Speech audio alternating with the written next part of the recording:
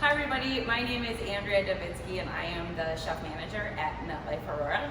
I'd like to welcome you to the marketplace. Thank you so much for joining us today. Today I'm going to be sharing with you a really easy, light and healthy recipe.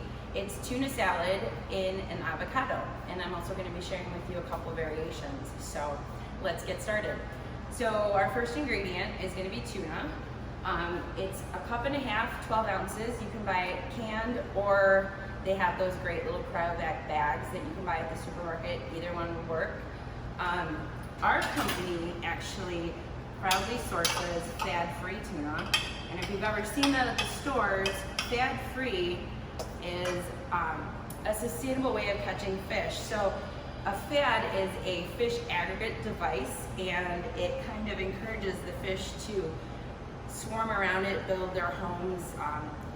Different food sources will grow there. So it sounds theoretically like a good thing, but unfortunately, a lot of times fish that aren't meant to be caught get caught, or it's overfished. So they catch more fish than they could possibly use. So it's really not a good way or sustainable way to source food. So we're proud to use fad-free tuna.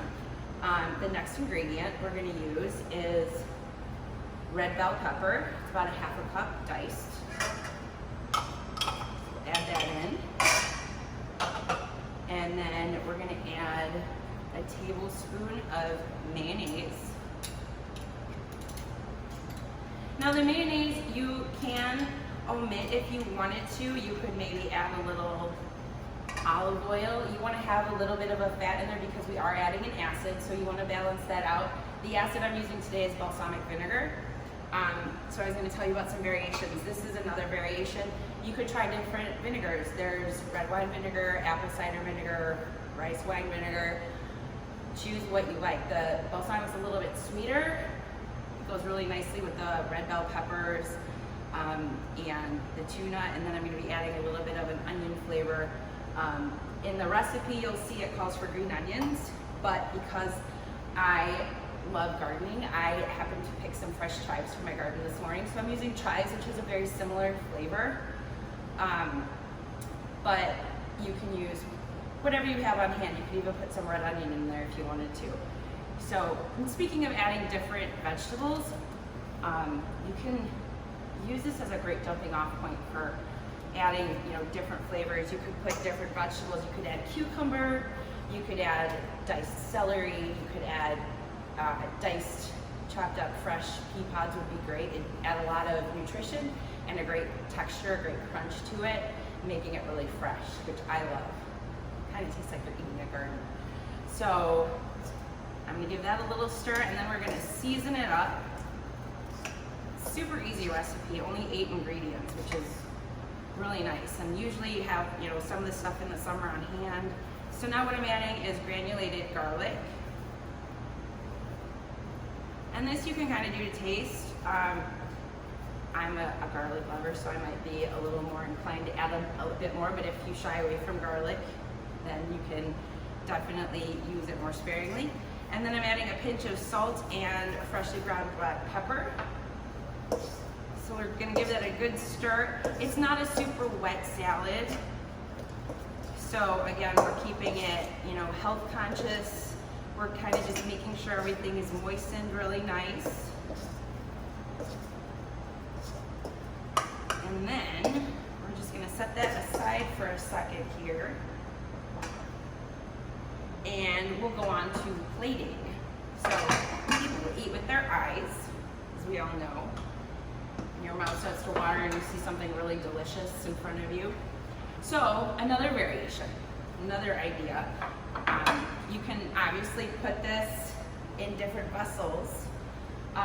Also, I forgot to mention, you can absolutely substitute the protein. You can do, if you're not a big seafood fan, you can switch out the tuna for chicken breast. You can do shredded or diced chicken breast. Again, adding different vegetables for texture, different vinegars for flavor, different seasonings. It'd be great with some tomato and a little bit of chipotle flavor or smoked flavor, and you could go kind of a Southwest way with it.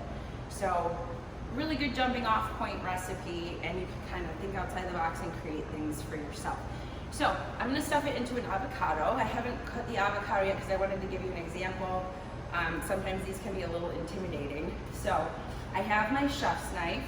I'm gonna make sure I have a good grip on it, make sure I'm using my protective equipment, but I'm gonna make sure I have a good solid grasp of my knife, wrapping the fingers around the bottom and kind of pinching the metal part here so it's not wobbly. And I'm just gonna take it and I'm gonna run it all the way around the outside of my avocado. I'm gonna start it on the cutting board so it's safe. And then I'm just gonna run it around to the beginning and then just give it a twist.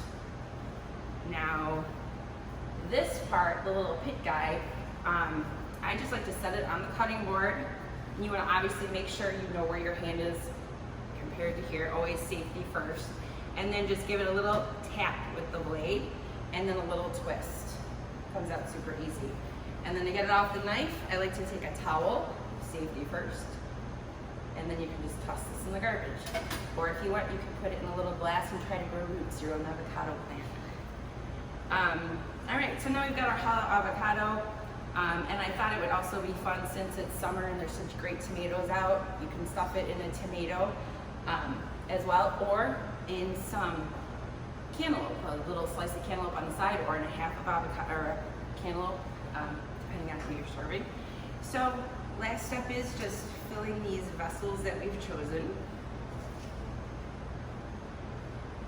So that would be our avocado, and these would be great to serve as small plates or to pair with green tossed salad, some crusty bread. I've got some great crusty bread here. You can make a sandwich. So I hope this was a good example and inspiration to you. I hope you're motivated to go into your kitchen and backyard and grab some great ingredients and try the recipe yourself. If you have any comments, please feel free to leave them for me, and thank you again so much for joining me. I'll see you next time.